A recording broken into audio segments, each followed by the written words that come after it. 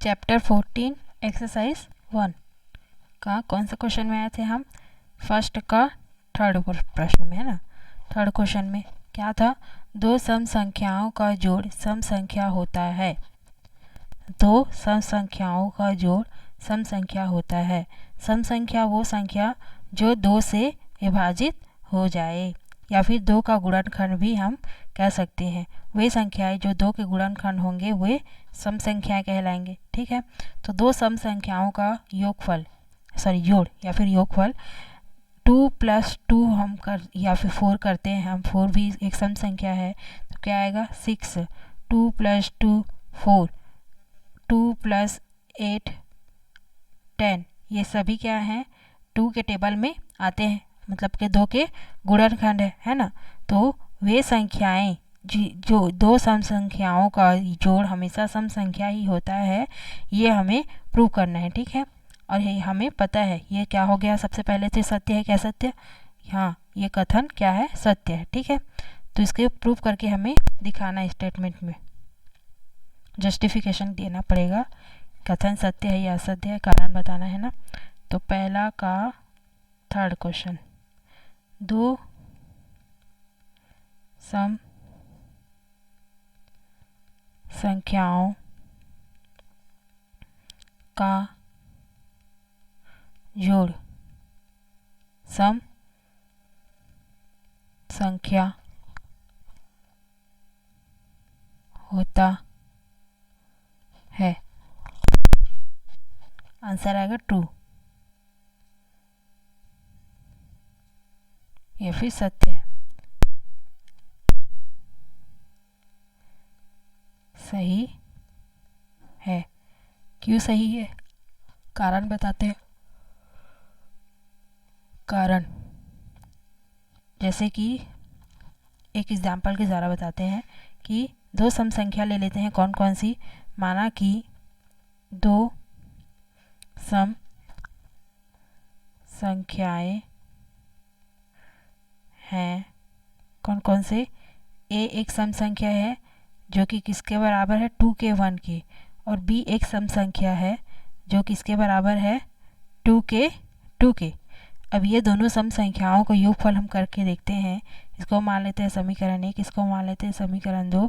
दोनों समीकरणों का 1 + 2 करने पर a + b =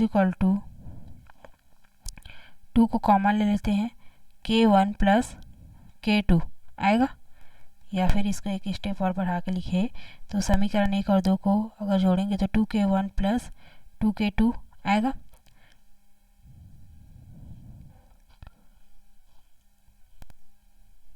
टू को कॉमन लेने पर k1 + k2।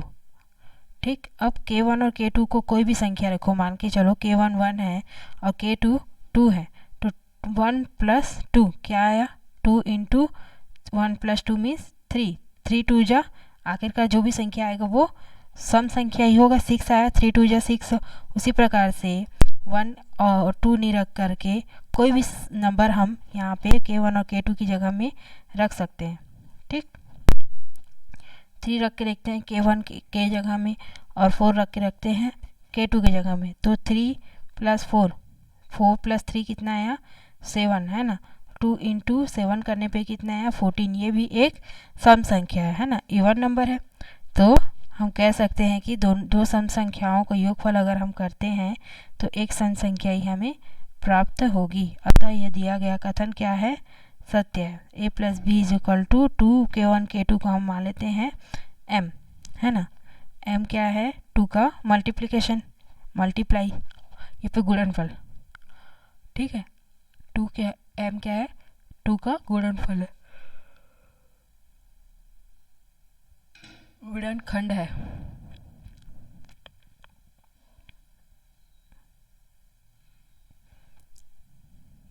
m 2 का गुणन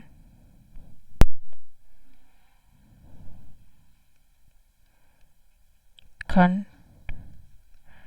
है। अतः m 2 का गुणनखंड है, जो कि एक सम संख्या है। ठीक, a प्लस बी जो दो सम संख्याओं का योगफल हमने किया था वो एक सम संख्या ही हमें मिला। ठीक है, इस प्रकार से जस्टिफिकेशन मतलब कि कारण इसका समझा करके बताना है। ठीक है, अब उसके बाद पहला हो गया, दूसरा पहला का तीसरा हो गया, चौथा का पूरा है सभी अभाज्य संख्या विषम होती है। सबसे पहले अभाज्य संख्या होती क्या है? अभाज्य संख्या वही संख्या होती है जो एक से और अपने आप से भाग चला जाए। ठीक, जिसका एक से और अपने आप से खुद से ही भाग हो और किसी भी संख्या के में वो नहीं आता, किसी भी और दूसरी संख्या से भाग ना हो, वही संख्याएं अभाज्य संख्या कहलाती है। और विषम संख्याएं वे संख्या कहलाती है जो दो के गुणनखंड नहीं हो, है ना।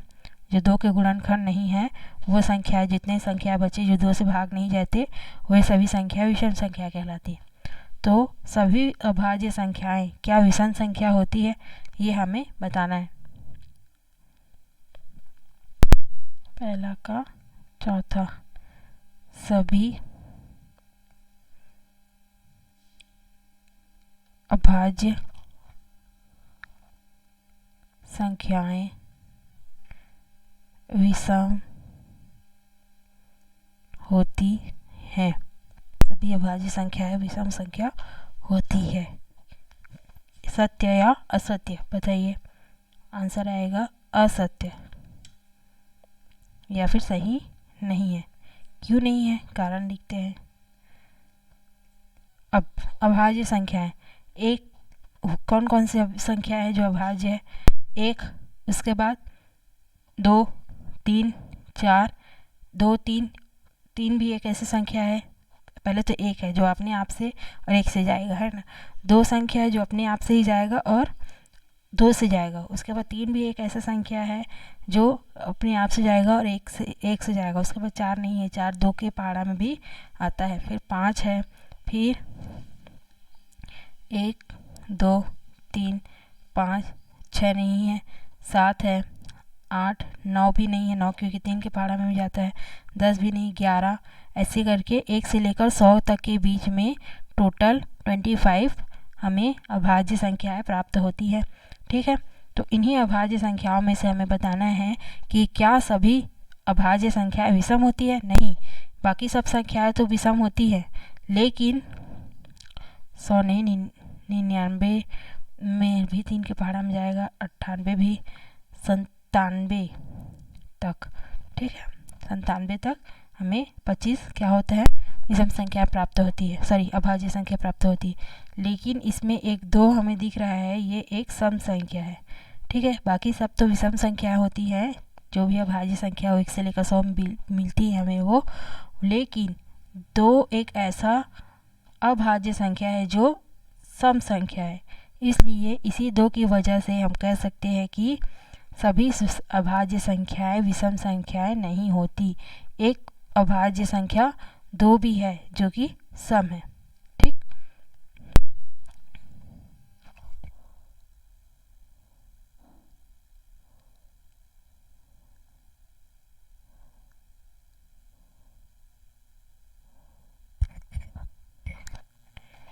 कारण है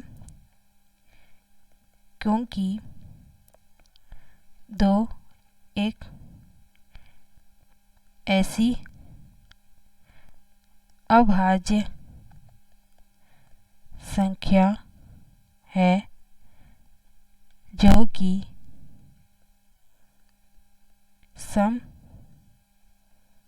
संख्या भी है, अभाज्य भी है और सम संख्या है। इसलिए हम कह सकते हैं कि सभी अभाज्य संख्याएं विषम नहीं होती। ठीक है, होती है लिखा है ना, तो सभी अभाज्य संख्या विषम नहीं होती क्योंकि एक सम संख्या भी है जो कि अभाज्य संख्या भी है। ठीक है, उसके बाद तीसरा, पहला का चौथा हो गया। फिर देखते हैं पहला का पांचवा, क्या प्रश्न बोल रहा है? 3n + 1 इज ग्रेटर देन 4 जहाँ n इस प्राकृत संख्या है। n एक प्राकृत संख्या है। ठीक है, n इज नेचुरल नंबर। पहला का पांचवा Tn plus 1 is greater than 4 जब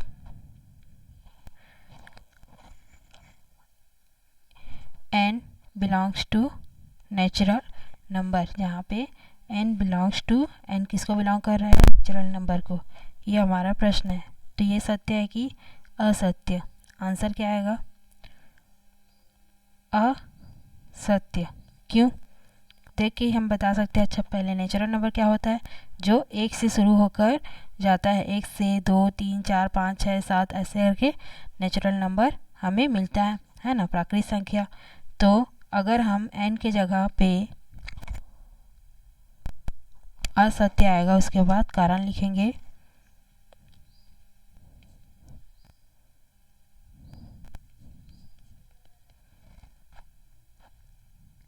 जब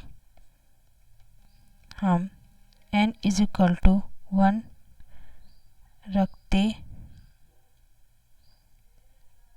हैं तब 3n की जगह में 1 प्लस 1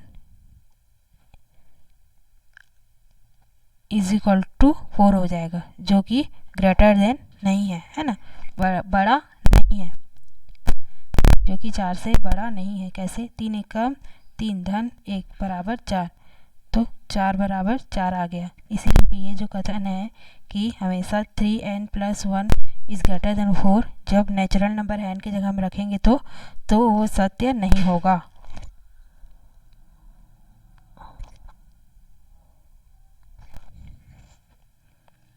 जो कि 4 से बड़ा नहीं है। ठीक है, n इज इक्वल टू 1 रखने पर हमें 4 से बड़ा प्राप्त नहीं होता है, बल्कि 4 के बराबर है। इसलिए n एक नेचुरल नंबर नहीं हो सकता। नेचुरल नंबर है तो n 3n + 1 is greater than 4 नहीं हो सकता, 4 से बड़ा नहीं हो सकता। ठीक है, पांचवा हो गया। उसके बाद छठवां प्रश्न है पहला में कि x² इज ग्रेटर देन 0, जहाँ x एक वास्तविक संख्या है, x एक रियल नंबर है। ठीक है, रियल नंबर किसको कहेंगे? वास्तविक संख्या जो 0 से स्टार्ट होता है।